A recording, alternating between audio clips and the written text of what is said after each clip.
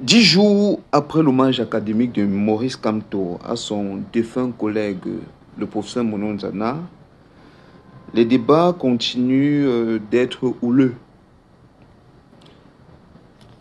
Le tweet a déchaîné de nombreuses passions, des passions extrêmes et parfois même incompréhensibles. Aujourd'hui, pour comprendre ce déchaînement de passions, nous en parlons avec Papa Albert Zongan. Papa Albert Zongan, bonjour. Bonjour. Alors, comment comprendre tout ce déchaînement de passion autour d'un simple tweet, d'un simple hommage? Qu'est-ce qui choque finalement les gens dans ce tweet? Est-ce que c'est le message en lui-même qui choque ou alors la personnalité qui porte le message? Ben, je suis étonné que vous n'ayez rien compris. Tous les moyens sont bons et toutes les astuces sont bonnes pour le voleur pour entrer dans un magasin. Il y en a qui se sont spécialisés dans la négation. J'avais déjà parlé de la négacantologie. Certains pensent que pour exister, soit alimentairement, soit politiquement, soit même intellectuellement, ils doivent parler de Kamto. Et ils guettent toutes les sorties de Kamto. Pour comprendre ce qui se passe, il faut se rappeler l'adage selon laquelle il faut un prétexte pour attraper la tortue. Dans la tradition Bamileke, la tortue est un animal qui rend justice. Et pour l'attraper, vous devez justifier la faute qu'elle a commise. Et chaque fois que les chasseurs à la tortue aperçoivent une tortue, ils mettent un bâton, une brindille devant la tortue. Et quand la tortue traverse la brindille, ils disent « Ah ah, tu as traversé ma brindille, moi je vais t'arrêter. » C'est le loup et l'agneau. Disons que c'est normal que ceux qui ne vivent que de leur bouche, que ceux qui n'existent que dans les réseaux sociaux aient un point d'ancrage. Et aujourd'hui, on devait se réjouir de voir que le point d'ancrage, c'est le président de mon parti. Pour que les gens se sentent ou qui prétendent se faire sentir, il faut qu'ils parlent de Kamto. Tous ceux qui ont profité de cette affaire pour exprimer leur ressentiment, leur rancœur, leur rage, pas envers Kamto, c'est dans le registre de la tonalité de malfaisance au profit du régime. C'est-à-dire que pour eux, le régime va écouter ce qu'ils ont dit contre Kamto, quel que soit le motif. Il faut qu'ils parlent quelque chose de mal contre Kamto. D'autant plus que, pour appuyer juste vos propos, on se rend compte qu'aucun des individus aujourd'hui qui s'en prennent à Maurice Kamto n'a rendu un vibrant hommage à Mononzana. Ils sont plus enclins justement à se déchaîner sur Maurice Kamto. Donc non, je vous ai dit, je voudrais vous dire que là où Mononzana est, il se reconnaît en Maurice Kamto. Maurice Kamto n'a jamais terni la mémoire de Mononzana. Au contraire, il relève que c'est quelqu'un à qui Dieu a donné beaucoup. Et qui a commencé lui aussi à donner beaucoup, à rendre aux siens, à ses élèves, le savoir qu'il avait eu gracieusement. Mais à un moment, on relève qu'à un moment, il a été trompé. Du chemin. On l'a fait s'écarter parce que s'il ne s'était pas repenti au soir de sa vie en disant « Qu'est-ce que j'ai fait ?» Je parlais même de quel tribalisme. Il n'y a pas de tribalisme parce qu'il n'y a que deux tribus. Ceux qui luttent pour vivre et ceux qui vivent sur le dos des autres. Donc, quand il dit ça, il a clos le débat. Il a donc lui-même reconnu qu'à un moment, il s'est égaré. Et c'est ce que Kamto répète, que ouais, tu es une grande tête, tu es une grande valeur, mais à un moment, tu t'étais égaré. Donc ça, c'est le b.a.-ba du discours de Maurice C'est le b.a.-ba Kamto, du discours du président. Et encore que, quand nous allons au deuil, on ne parle pas aux morts. Je suis étonné de voir que des gens, des intellectuels, pensent que Nomozana s'est retourné dans sa tombe en écoutant ce que Kamto a dit. Kamto parlait aux vivants. Et je voudrais profiter de ça parmi tous ceux qui ont intervenu. Je veux parler à quelqu'un. Je veux parler à mon ami Dieudonné Essomba. C'est une valeur qui, pour moi, est inégalable en son domaine au Cameroun. C'est quelqu'un pour qui je crois un brillant économiste que les Camerounais doivent même prier pour qu'un jour il mette son savoir au service du développement. Ben, je ne crois pas que quand il aura mis ce savoir au service du développement, il dira tel ethnie ne va pas profiter du fruit de ma pensée, du fruit de mon travail. Non. C'est exactement à lui qu'on devrait parler en disant attention. Là où tu vas pour demander qu'on déclenche la guerre, que les Étonnes se tournent contre les Bamileke. Bon, il ne faut pas confondre. Quand tu as parlé, à la limite, on peut dire qu'il a parlé comme professeur. Ce n'est pas comme Bamileke. À la limite, mais on peut dire qu'il a parlé comme un homme politique.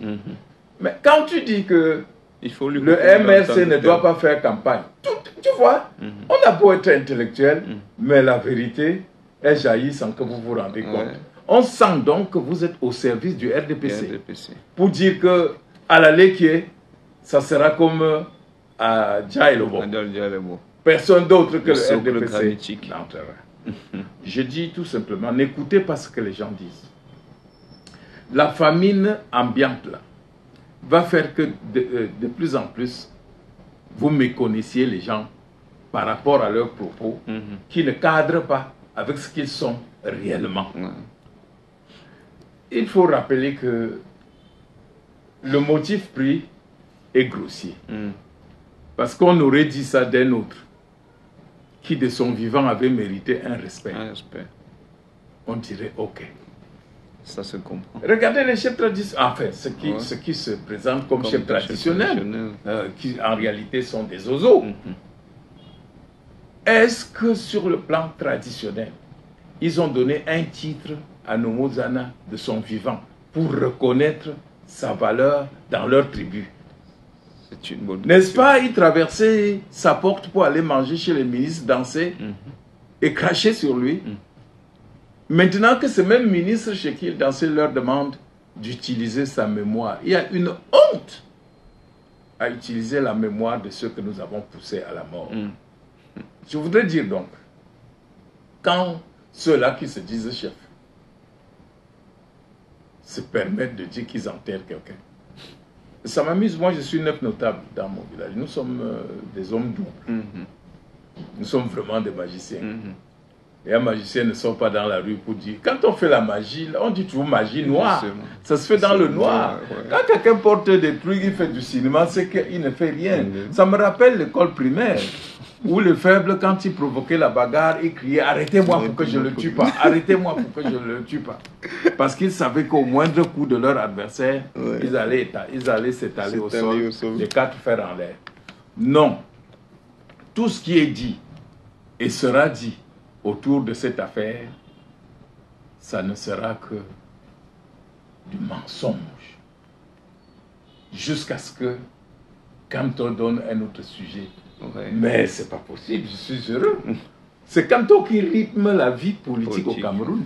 Et Kamto a fait tellement peur à ses adversaires politiques, ceux qui sont au pouvoir, qu'ils se servent maintenant des personnes interposées. Ils utilisent Ils sont plus capables de l'affronter directement. Mais malheureusement, si on devait comprendre combien de fils et tonnes sont en prison du fait de ce pouvoir. Très bien. Combien de fils et tonnes sont en chômage du fait de ce pouvoir. Combien de tonnes producteurs de café ont été spoliés pendant des années par ce pouvoir.